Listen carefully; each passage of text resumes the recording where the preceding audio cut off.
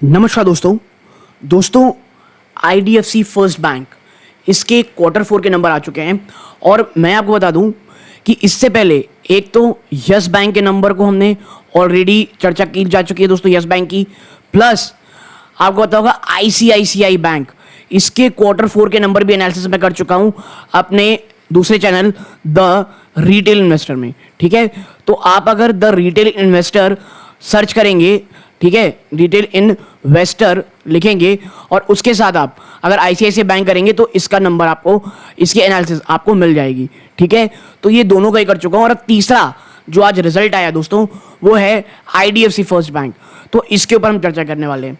हर बार की तरह दोस्तों वीडियो को 2x कर लीजिएगा स्पीड उसकी, ताकि आपको ज़्यादा बोरियत ना लगे। क्योंकि देखिए बैंक के नंबर रहते हैं, बैंक को थोड़ा सा एम्फसाइज करके ही बातचीत करनी पड़ती है। ठीक है, और आईडीएफसी फर्स्ट बैंक मैं आपको बता दूं, मैंने अभी देखा नहीं है, साथ में देखेंगे नंबर्स को।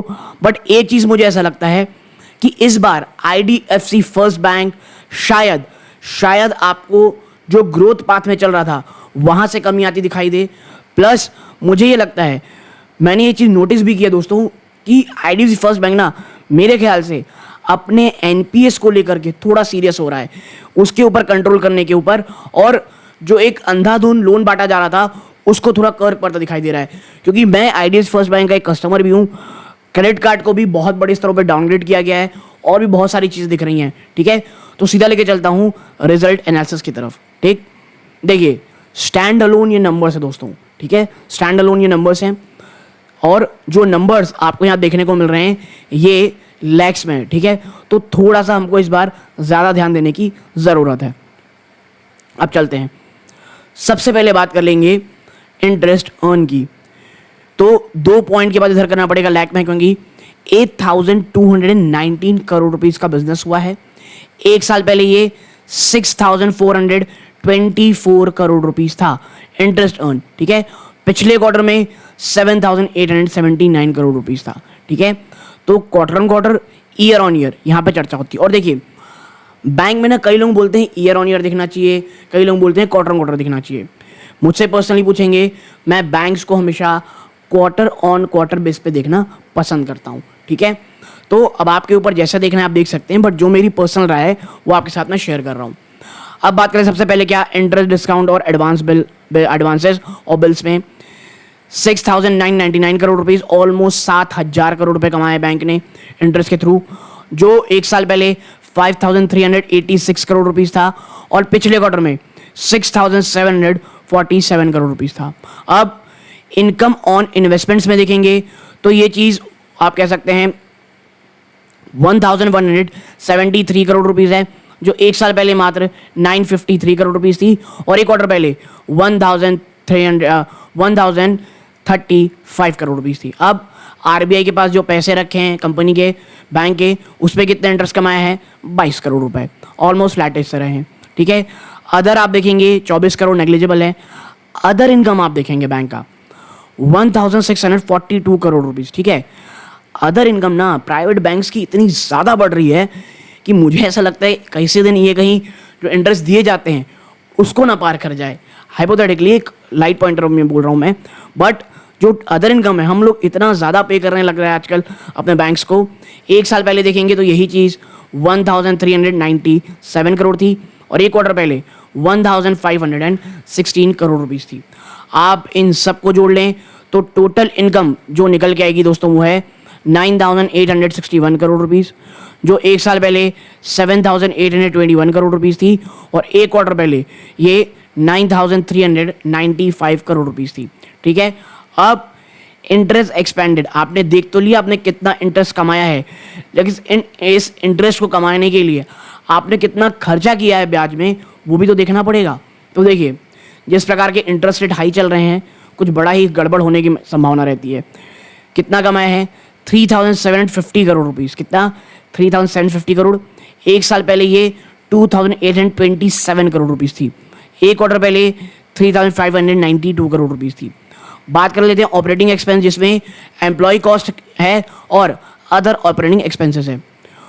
4,446 करोड़ रुपीज़, जो एक साल पहले 3,435 करोड़ थी और एक क्वार्टर पहले 4,240 करोड़ रुपीस थी, ठीक है।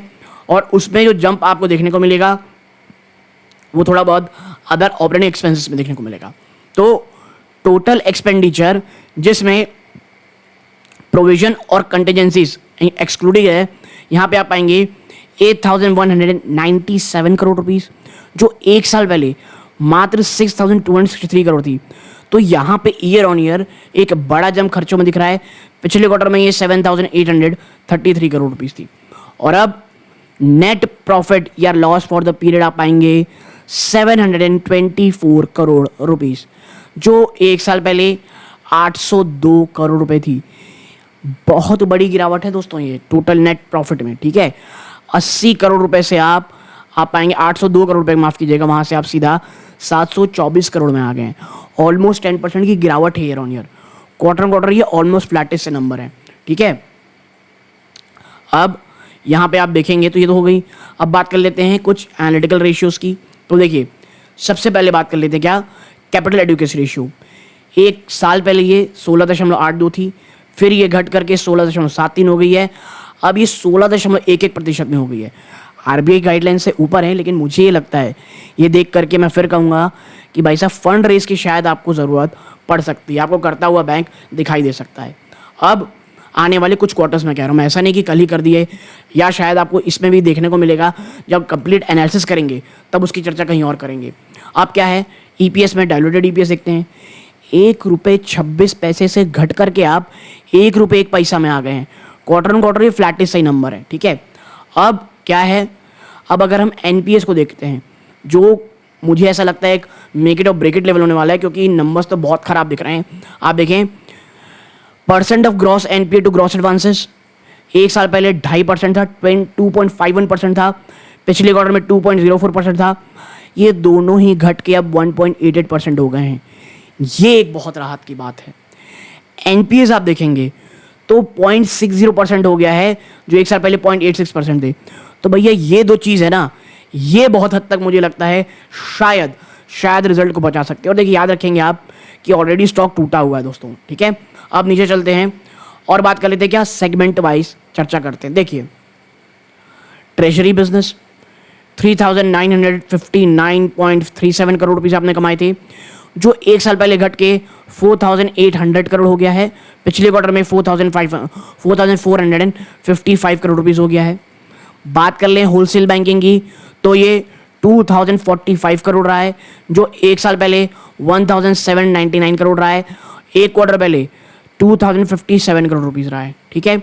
तो होलसेल बैंकिंग में भी आपको यहाँ जंप देखने को मिल रहा है। बात कर लेते हैं रिटेल बैंकिंग की, तो ये 7,596 करोड़ है, जो एक साल पहले, माफ कीजिएगा, एक साल बाद, ये एक साल पहले का नंबर है, जो अभी करंट निकल गया है वो है 10,685 करोड़। तो रिटेल बैंकिंग में लगातार जो बढ़ोतरी है वो जारी है दोस्तों, ठीक है। अदर बैंकिंग बिजनेस ये ऑलमोस्ट 294 कर रहा है, जो एक साल पहले 167 करोड़ था। यहाँ पर अदर बैंकिंग बिजनेस में भी आपको जंप देखने को मिल रहा है, ठीक है। तो भाई ओवरऑल जो आप बिजनेस देखेंगे ना, कहीं भी कोई बहुत बड़ा वाव फैक्टर आपको देखने को नहीं मिलेगा, ठीक है। और ट्रेजरी के जब आप यहाँ पे देखते हैं कि भैया कैसे पैसे कमा के दिए इसने, 330 करोड़ रुपए था, जो घट करके मात्र 52 करोड़ हो गया है। ट्रेजरी ने बहुत बड़ा झटका दिया है। देखिए, एक क्वार्टर पहले ये 15 करोड़ थे, ठीक है। तो एक साल पहले जो 330 करोड़ आया था, वहीं से गायब हो गई ये चीज़ें। बाकी होलसेल बैंकिंग देखेंगे, 258 करोड़ था, वो बढ़ करके 280 करोड़ हो गया है। रिटेल बैंकिंग 506 करोड़ था, वो बढ़ करके 550 करोड़ हो गया है, ठीक है। तो ये दोनों ने तो अच्छा कमाई करके दिया है। ट्रेजरी ने पूरे के पूरे ओवरऑल बिजनेस को नीचे कर दिया दोस्तों, ठीक है। तो भाई देखिए, अब ये इस प्रकार की चीज़ें हैं। क्या आईडी फर्स्ट बैंक ने कोई डिविडेंड या कुछ ऐसा अपने निवेशकों को दिया है, तो हम इसमें देखते हैं। तो ऐसा तो हमें कहीं से भी कुछ नहीं दिख रहा है, ठीक है। आप कभी किसी दिन और इसी कंप्लीट एनालिसिस की चर्चा लेके आएंगे, जब कंपनी कॉन्फ्रेंस कॉल करेगी तब चर्चा करेंगे। बट हाँ, प्राइमा फेसिया मुझे ऐसा लगता है ग्रोथ के प्रोस्पेक्टस से, और आपको पता होगा ऑलरेडी पिछले क्वार्टर के जब नंबर्स आए थे जो वैद्यनाथन साहब, और मुझे इसीलिए लगता है कि एक अच्छी मैनेजमेंट का होना कितना ज़रूरी है। उसी समय उन्होंने कह दिया था कि भैया ग्रोथ जो है ना, वो शायद थोड़ी स्लो होती आपको दिखाई देगी, और इस बार हमको नंबर्स में वो साफ देखने को मिला है। लेकिन एनपीएस काफ़ी हद तक सुधर रहे हैं, तो लॉन्ग टर्म में ये काफ़ी अच्छा नंबर से लगता है मुझे दोस्तों। But at the end of the day भैया कंपनी किस प्रकार के, आप इस बाजार किस प्रकार के एंटिसिपेट कर रहा था और कैसा रिएक्शन देता है वो तो हमको सिर्फ मंडे को ही पता चलेगा। आप यहाँ तक जुड़े रहे, पहली बार इस चैनल में आए हैं, सब्सक्राइब करके वीडियो को लाइक ज़रूर कीजिएगा। ये इस वीडियो का अंत है। जय हिंद।